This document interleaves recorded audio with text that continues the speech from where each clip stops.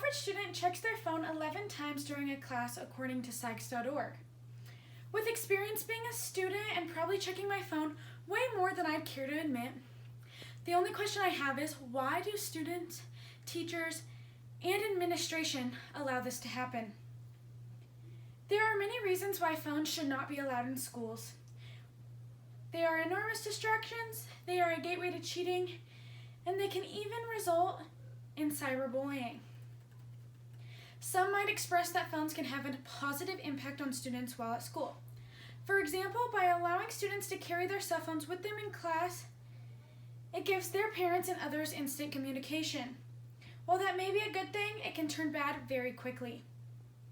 According to the Learning Consortium, 92% of students use their phones to text during class, and not to their parents, but to friends about unrelated school things.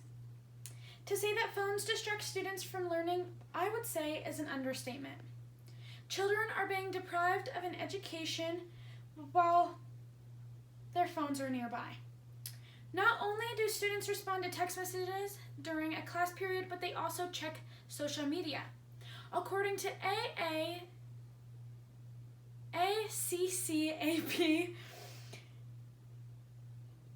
they share that teens spend on average 9 hours a day on their phones, with 75% of them having at least one active social media account.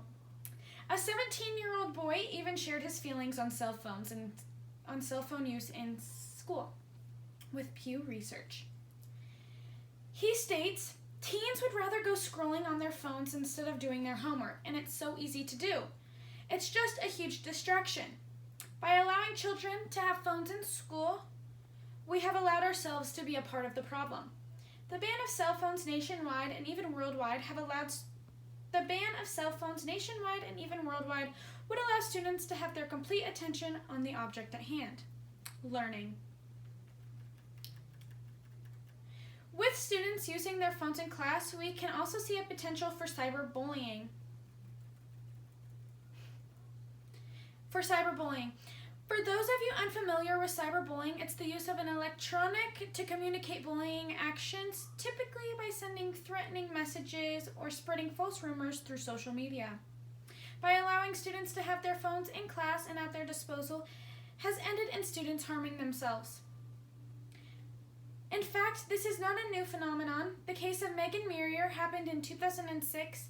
According to Washington Post, students bombarded her with hurtful comments on MySpace, and it resulted in her committing suicide. There has even been a movie starring Emily Osment that results in a girl getting cyberbullied through electronic use at her school. According to several studies, by limiting and restricting cell phone use, there has been a decrease in cyberbullying. In a place where most students are met and told they are safe, most know that's not the case. Most students that know that with one misstep or rumor can be posted and spread by the end of a class period. While we hope students use social media for positive use, such as connecting with friends or sharing updates about their life, that's actually not the case. In fact, a study done by Cyberbullying Sponsored actually shares that heavy cell phone users are more likely to engage in bullying online and become the victim of cyberbullying. By banning the use of cell phones in class, we can reduce heavy cell phone use which allows students to feel safer in class and less cautious of potential cyberbullying outbreaks. The use of cell phones not only takes away from learning, but is a gateway to cheating. Pew Research also shares that with the Very Well family that 35% of students admit to using their cell phones to cheat on homework and tests, and that 65% of the same students admit to seeing others use their phones to cheat. The use of cellular devices in school makes it way too easy to cheat and way too common. Most people normalize cheating among teens and state they do it due to pressure or busy schedules. But does that make it right? Of course not. Teens admit to hiding their phones in their seat and around their desk and state that cheating is fairly easy as long as the teacher is not up wandering around. Cell phones allow these students to text others who may be taking the test and share answers.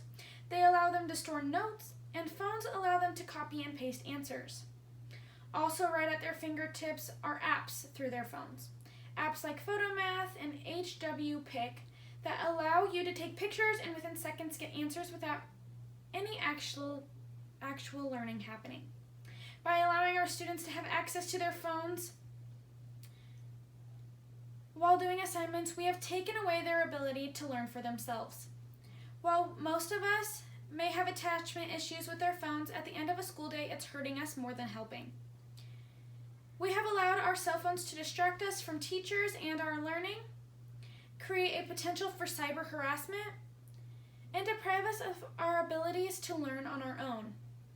We as students need to take responsibility for our actions and hope that teachers help us by taking away our phones to create a better learning environment.